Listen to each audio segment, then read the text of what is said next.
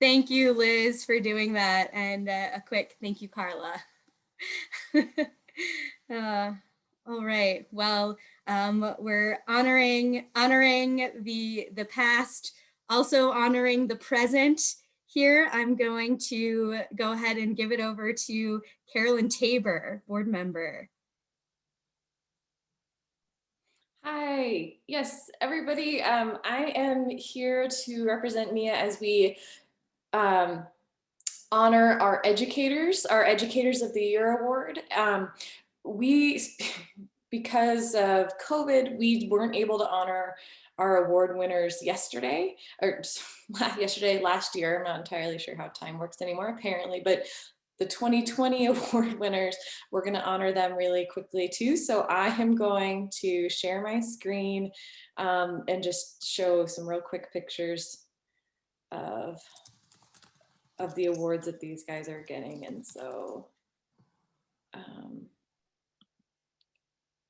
there we go. Okay, so our first, oh, now I can't see my notes. Our first educator from last year, we do a non-formal and formal educator, so classroom educators and out of the classroom educators. Nick Ehlers, currently of Missoula County Public Schools, actually with the MOA Online Academy. We're trying to be short with you guys so we can get to our main event, but even if I had more time, there's no way I could incorporate all of the elements that Nick has brought into his education over the years. And I've been lucky enough to know him in Missoula, and he's just an incredible community-driven educator. So a virtual distant round of applause for Nick, 2020 non-formal educator of the year. Our formal educator of last year was Matt Wenger of Belgrade Public Schools, and his nominee just glowed about how he would all the work he did to get his students into this 3-day or multi-day experience down in Yellowstone, and making sure that kids that might not have had the opportunities in the past to spend that kind of time outside really got that opportunity. So a virtual round of applause for Matt. And we appreciate you guys. We're sorry we didn't get to honor you in the actual year of your award, but COVID. So we're moving on to 2021. This year's non-formal educator is Alina Gardners out of the Montana Audubon Center. And her nominating form glowed about her ability to pivot in the world of COVID and all of the different things that she was able to figure out, and being able to bring students into or continue to offer a diverse range of opportunities for teachers despite COVID. So a virtual round of applause for Alina. I don't know why my virtual round of applause is literally a round. I guess that's what I'm doing. So thank you, Alina, for all of your work. And then we've got Christina Davis out of the Potomac School. Her nominee really emphasized the fact that she brings all of these experts into her classroom, into an outdoor experience that students wouldn't have otherwise. And so that dedication to bringing in these experts, bringing in all of these resources for her students and getting them outside is just remarkable. So we had a ton of great nominees, and so we're really thankful that we have, well, it's hard to pick one. It's a great sign that we have so many amazing educators in our state that we have out there working for our youth and adults too. So thank you, everybody, for helping us celebrate those people. Don't forget, next year we're going to have of course, another round. And so we would love to hear about the amazing educators in your lives. So keep an eye out for that next winter.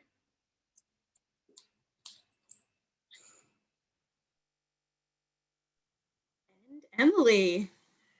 Yeah, so next we're going to share with all of you our Get 'em Outside mini grant winners. Last year, I think we may have done a Facebook post, but again, we weren't able to verbally promote and share our winners from last year. So last year's winners was Browning High School for their Wild Plays project.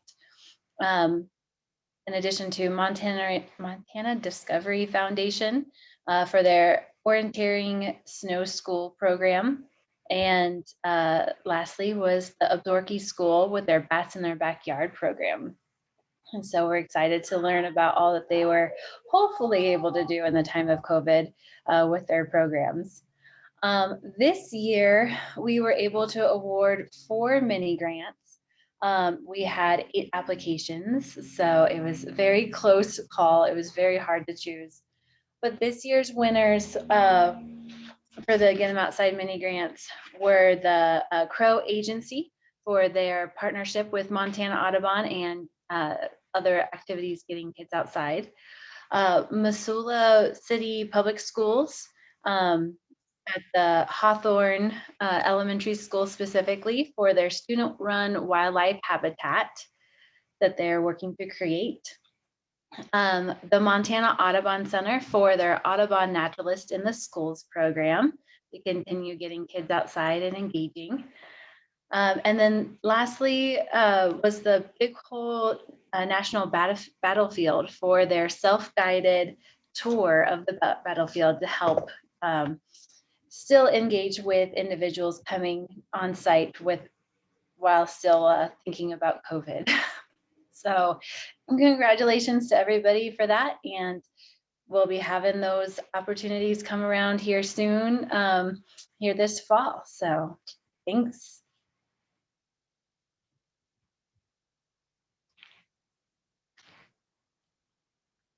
Excellent. Well, thank you so very much. Those of you who were nominated, applied. Obviously, we have a strong community and it's so excellent for us to be able to showcase some of you in this small way. So, so thank you for all you're doing.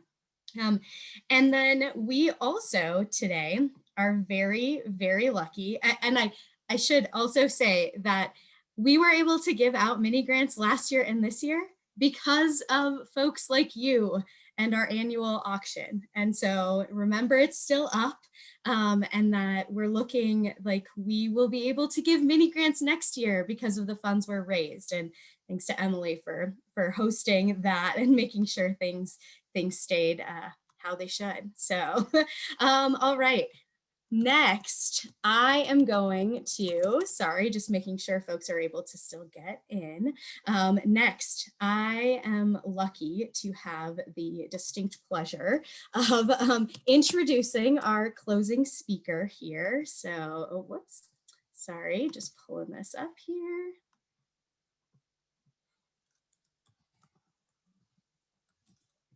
There we go. Our closing speaker today, which we have been talking about since, let's see, since Tuesday already today. So I have the distinct honor to introduce Shane Doyle today.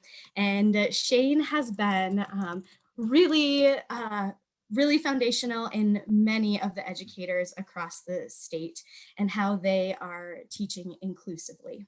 And so Shane Doyle, who is an enrolled member of the Crow tribe and hails from Crow Agency, Montana, who just won a mini grant award. So woohoo! And I am going to let Shane really take us to the home stretch here, And just thank you for being here, Shane. It's all you now.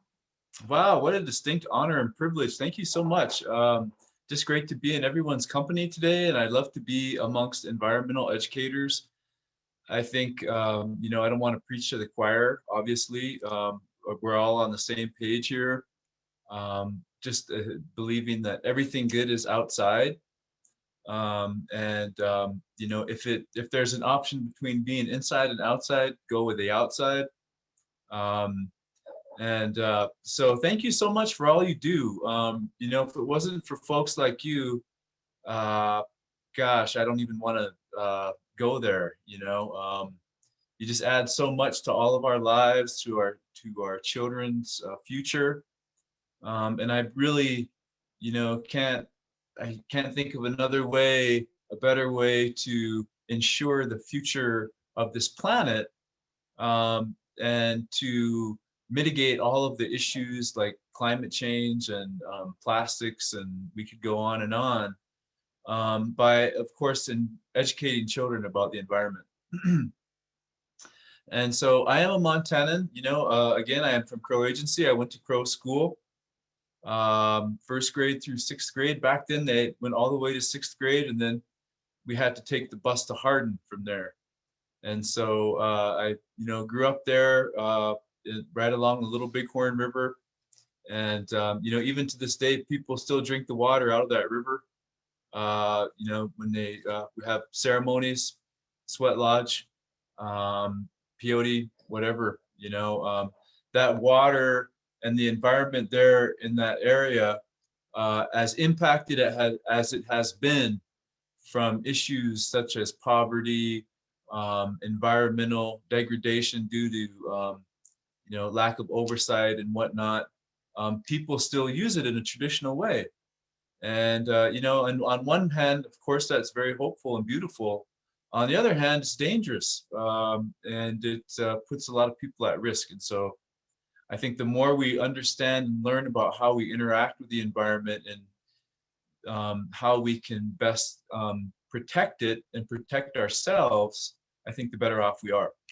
And so I put together a little presentation, and I got it not very long. I put together like 4 slides because I'm really bad. I'll be lucky if I get past the first slide.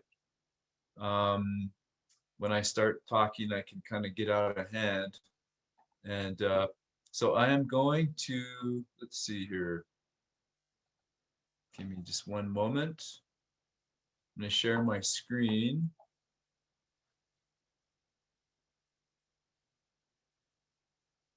Here we go.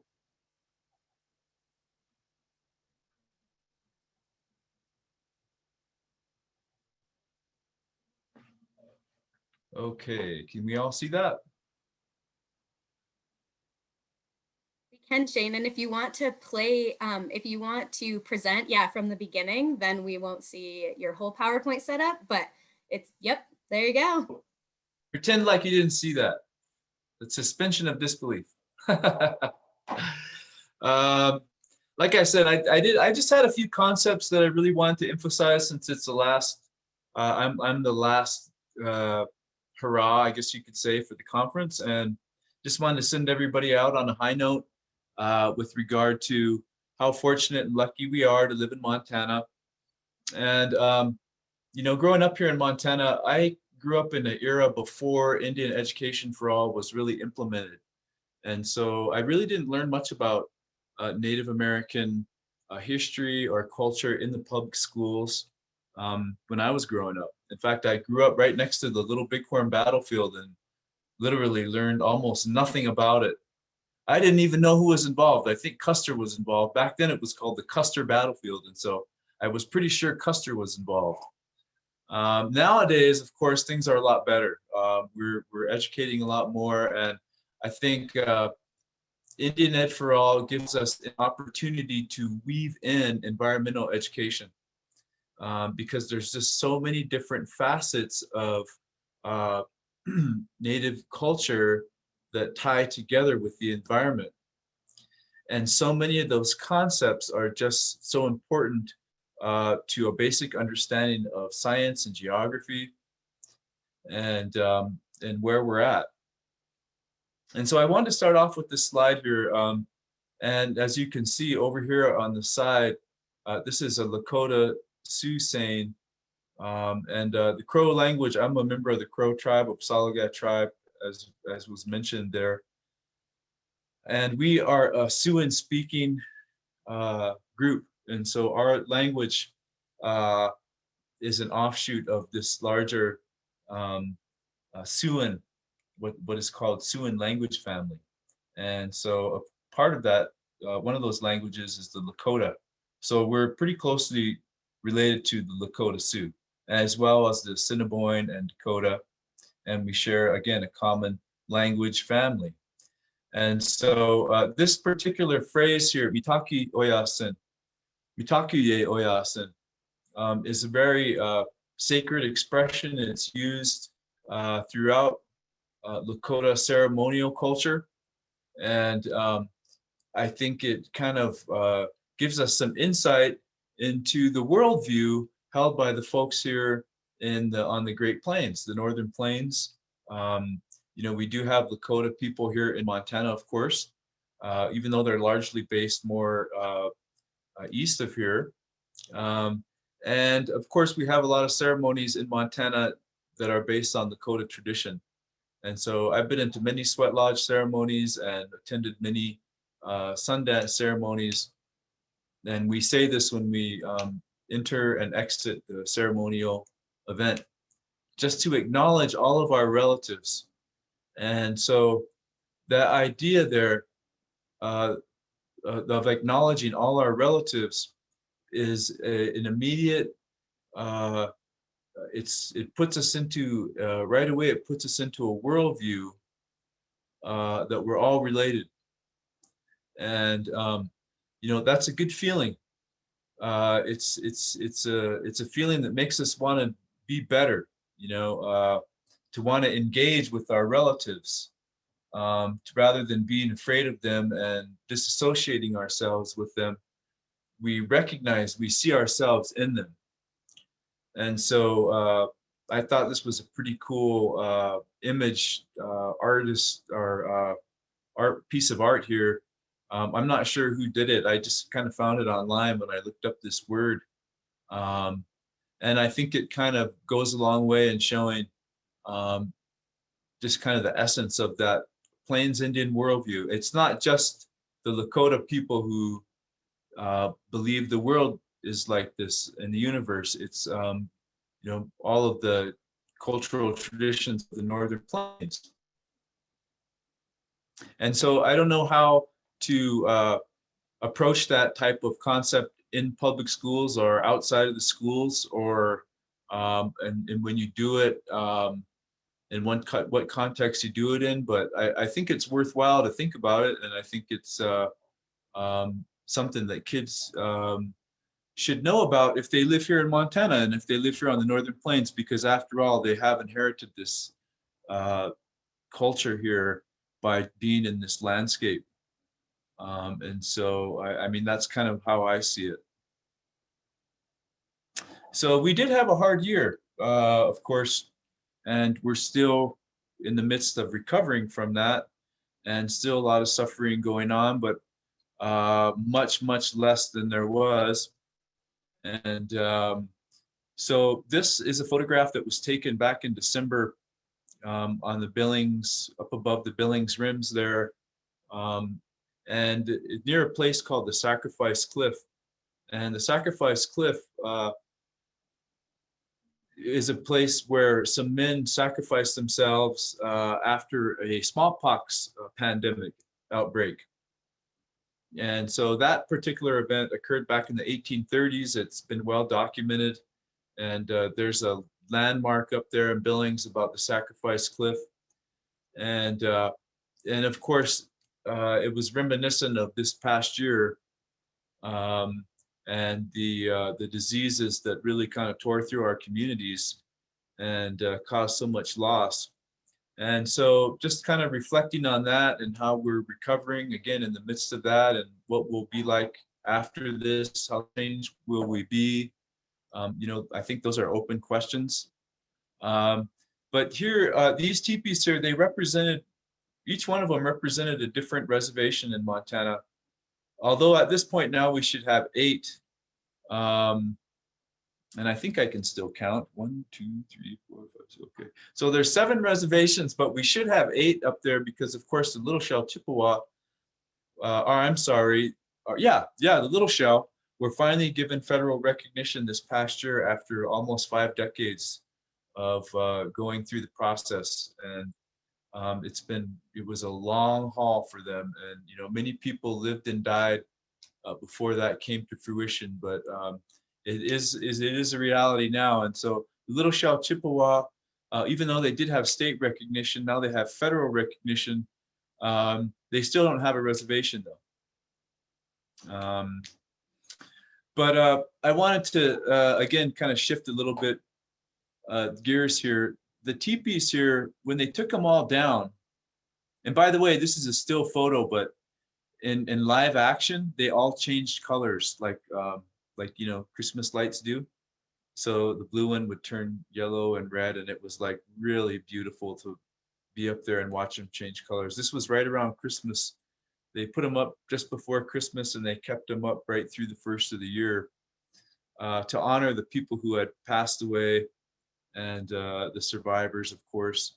And then people who came and wanted to pray there, they left a little, they would leave a rock around the edge of the teepee with, sometimes they would write their loved one's name on there. And so when the teepees were removed, the rocks were still there. And people still go there and put rocks there and offer prayers. And it's a beautiful place, serene. You can overlook the Yellowstone River, see the Beartooth Mountains, the Bighorn and Pryor's. There's just a lot to see from that area. And I think the idea of the rocks remaining and the teepees being gone, that's a metaphor for Montana. You know, all throughout this state, the native people lived here for 13,000 years.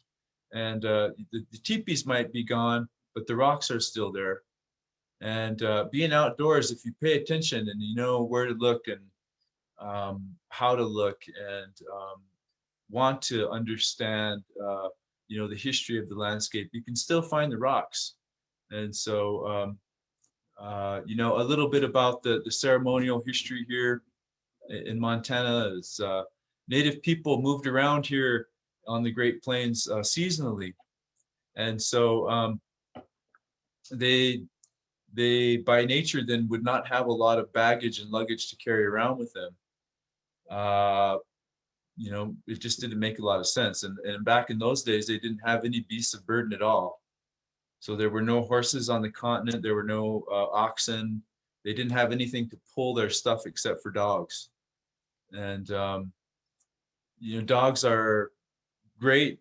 I love dogs, but they're really not that great at pulling a lot of weight.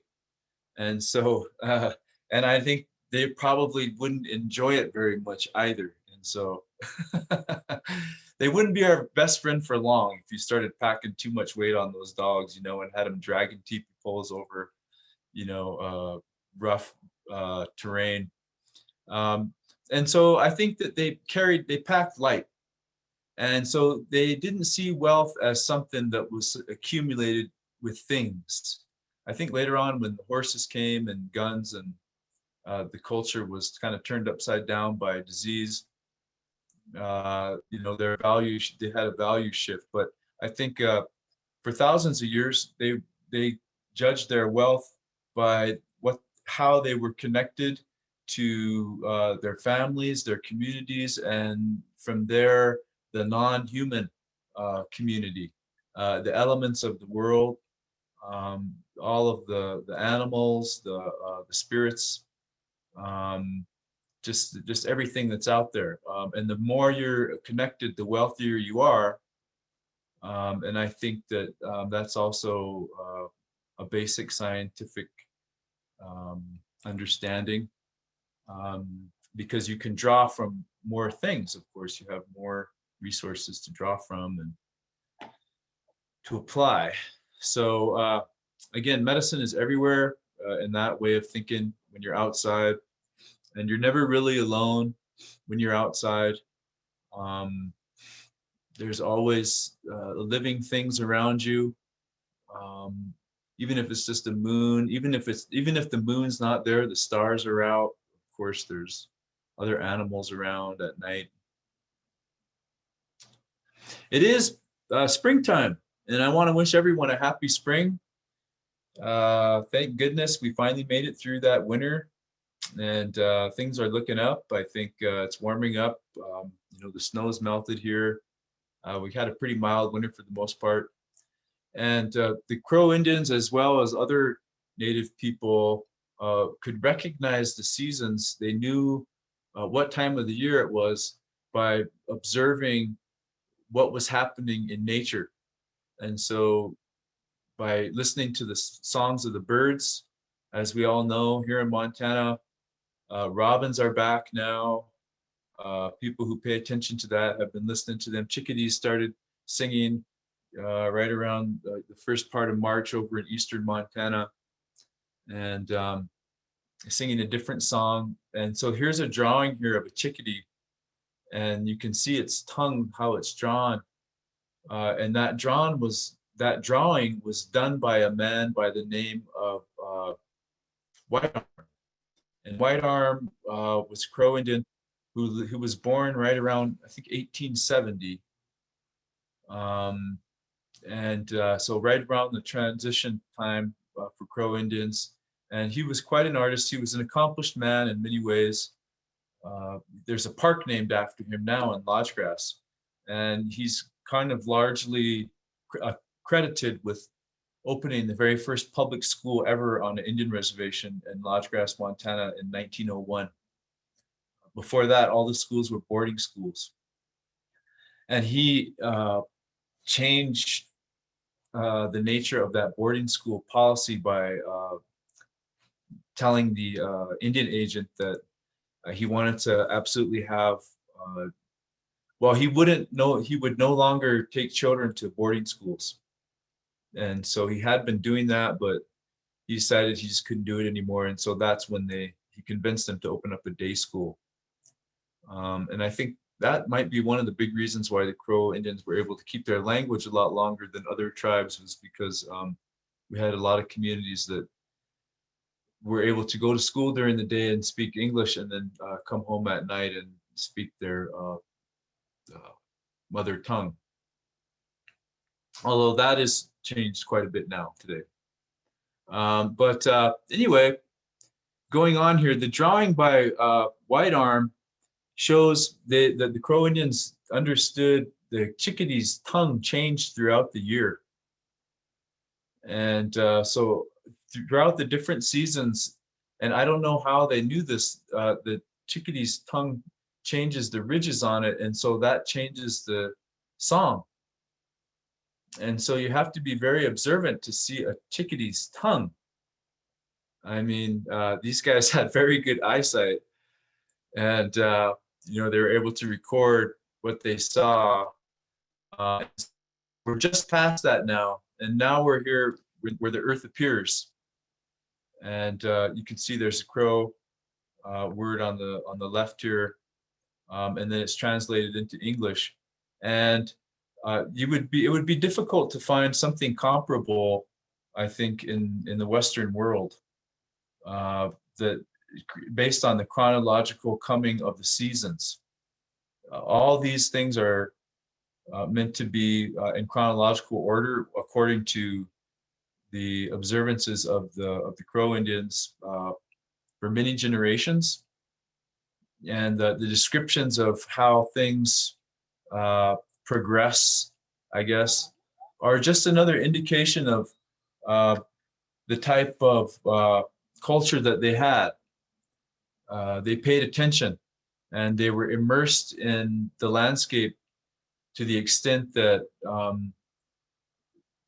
they were cognizant of every change that occurred on a daily basis. And so I think when you're that connected to the outside, you really don't even need a calendar, although they did, of course, have medicine wheels and other means of keeping track of the year through the solar progression. But just paying attention to the plants and animals and what they're doing. I think those are great lessons to share with children, and to help them understand what's going on, to be observant. I never knew any of this as a kid. I grew up in a reservation culture that was really colonial. I mean, I didn't know anything about the seasons, really. I mean, I knew, what time my favorite TV show was going to come on. And, and at school, they never really taught us about this kind of thing. And so, again, if you want to get more information like this, it's accessible. Go to the tribal college websites, contact the tribal colleges. You have their libraries typically have websites that you can tap into if you're interested in more information. Oops. So I do my moniker, I guess, for Montana is Medicine Wheel Country. And I call it that because we find these medicine wheels all throughout the Great Plains area. And the medicine wheels are like teepee rings, except they have rocks in the middle, and then they have lines of rocks that go out from the middle out to the edge of the circle. And those lines could mean any number of different things. We don't know, because unless we made them. And we can study them, and we can try and see if they align to the different celestial bodies at pivotal moments of the year. Or they could just be directional medicine wheels, basically a circle map not for the stars, but for the ground. So some of the cairns may line up to specific mountain ranges where the tribe would go at certain times of the year. Because again, they moved seasonally, and they knew where and when to harvest and where to rendezvous with their neighbors for different reasons. And you can see out here in eastern Montana, there's a lot of what we call island mountain ranges. And so that really is what made the Plains Indian culture what it was. You can see over here, here's the Little Rockies. If that's the Little Rockies, right? I think. Well, no, that's south of the Missouri River. The Little Rockies are up here. We got the Bear Paws down over in here into central Montana. This is really the heart of bison country. And you can see how the grass is a little bit greener there. See that?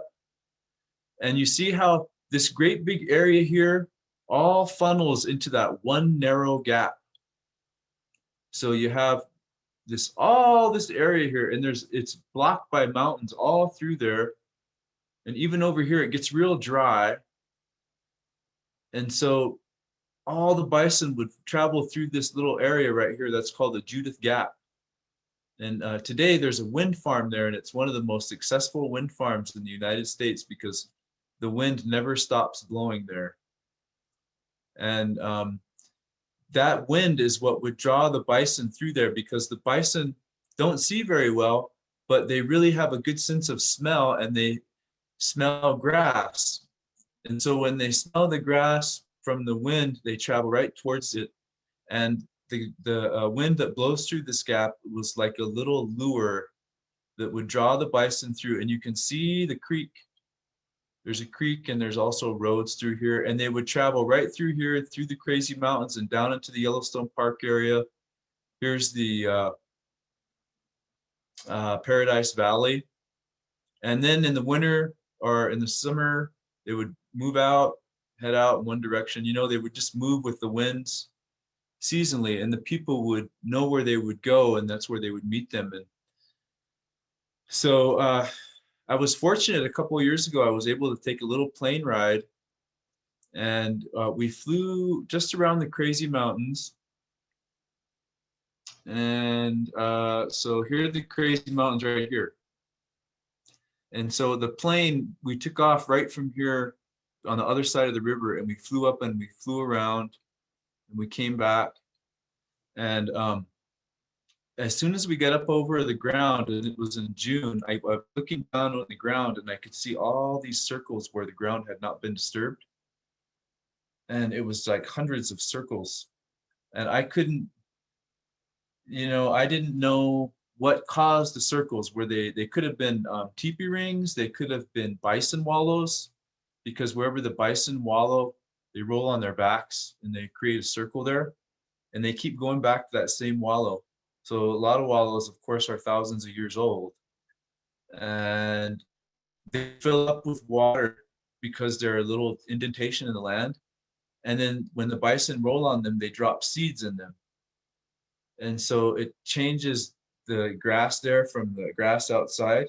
So when you're up above in a plane, you can see the different color. It just sticks out. And I'm thinking that was ground that was not plowed. That was ground that had very little livestock over it.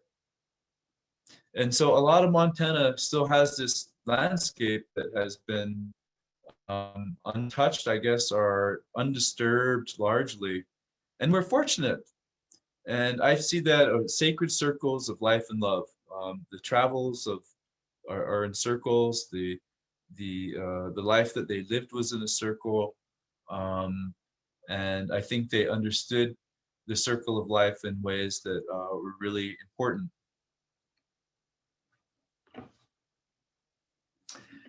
And finally, to kind of wrap things up here, finding wisdom and wellness in wild things. And I think that's really important. And I think bison are a great example of that. You know, here they are. Here's a wonderful illustration of how they work as a team. And this lead bull here, our cow, will break ground for a long time until they have had enough and get tired, and then they'll step to the side and they'll let the other ones go ahead. And a new bison can be the lead for a while, and the rest can follow that lead. And so they take turns. You know, they understand balance, and they understand community and family. And you know, those are things that our modern society is still grappling with. And so I think there's a lot we can learn by paying attention to our relatives, our wild relatives. And you know, I think just investing energy and time thinking about wild things, whether it even just be non-biological things like the wind, or the stuff under the ground, you know, of course, the hot water, in Yellowstone Park, anything in our world that is outside of our realm of control.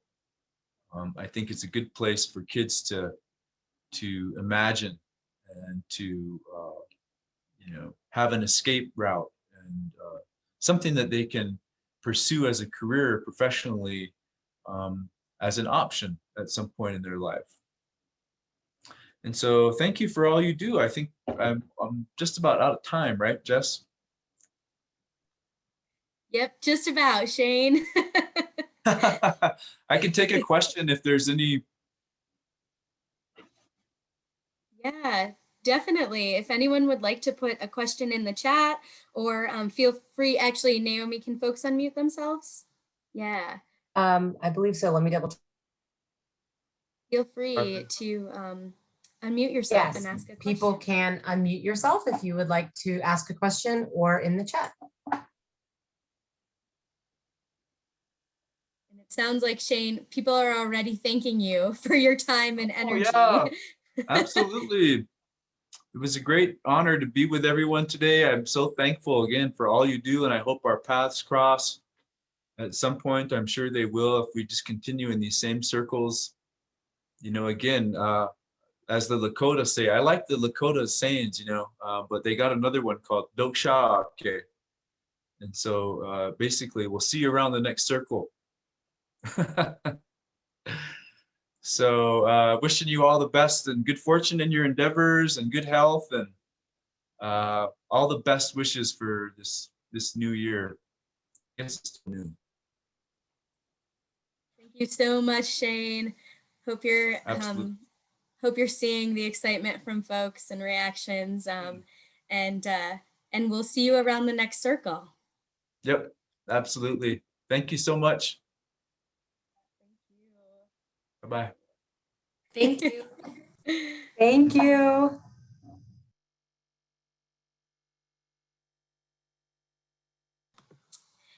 Hey, Rose.